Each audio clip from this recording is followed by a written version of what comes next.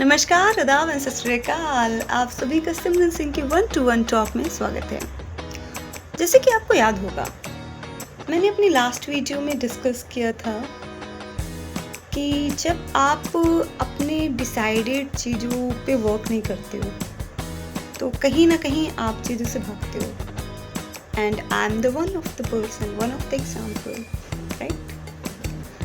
तो मैंने एक चीज़ तो फिगर आउट कर लिया था कि मैं अब अपने ड्रीम से तो नहीं भाग रही हूँ, because still that dream is running in my mind. But हाँ, अपनी वीकनेस से तो अभी भी भागती हूँ मैं। कुछ डिसीजन लेने से अभी भी हेजिटेट होता है मुझे, बट ये भी था मेरी लाइफ में कि मैंने अपना हर एक डिसीजन खुद से ही लिया है।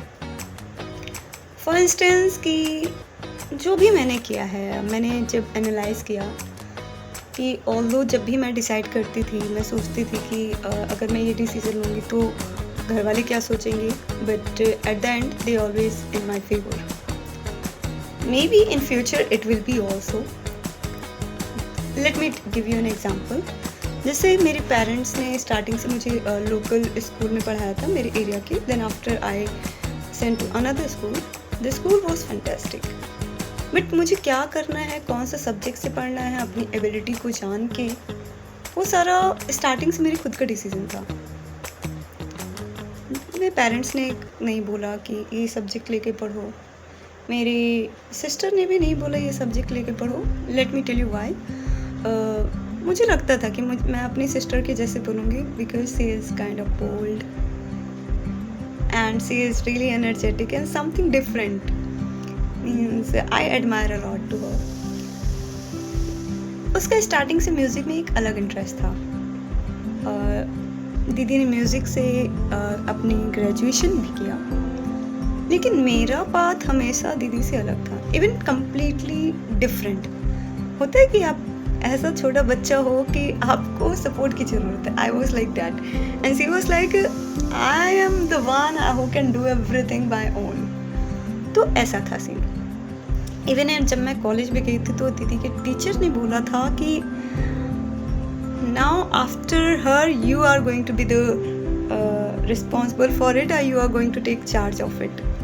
आई was thinking yes I will do it, but होता है ना कि आप जो चाहते हो वो नहीं होते, आप अलग होते हो।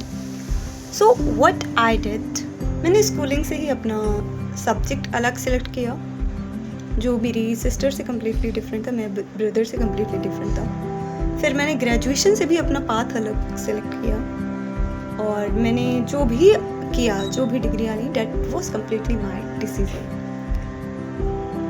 तो as I was worrying a lot, अब मुझे फिर लगता है कि अभी भी एक डिसीजन मैं ले रही हूँ। I don't know how much it is going to in my favour, but definitely I will go with a positive thought.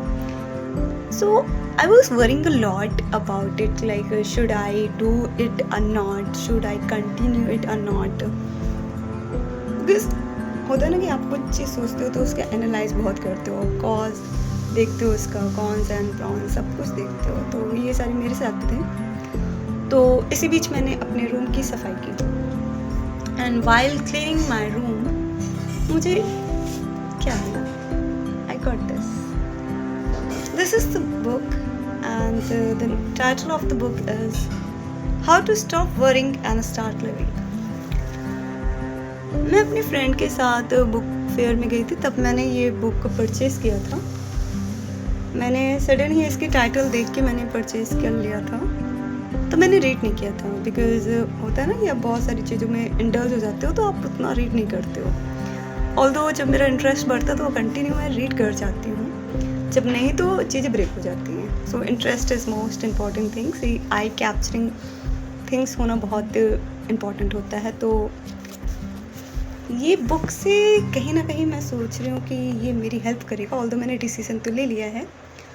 अब उस डिसीज़न को कैसे आगे बढ़ाना है, I will go with this book, I will read it, I will figure out, I will work on my self, then I will continue. तो अगर आप भी ऐसे हैं जिन्हें नहीं आता डिसीज़न लेना, या फिर आप अपने डिसीज़न खुद लेते हो, या फिर आप बहुत सोचते हो, डू वन थिंग. मैंने एक और भी काम किया था, write down in one copy your problem first, right? What is your problem? Next, the cause of the problem. Why the things are happening? अगर रिपीटेशन हो रहा है किसी प्रॉब्लम का तो क्यों हो रहा है?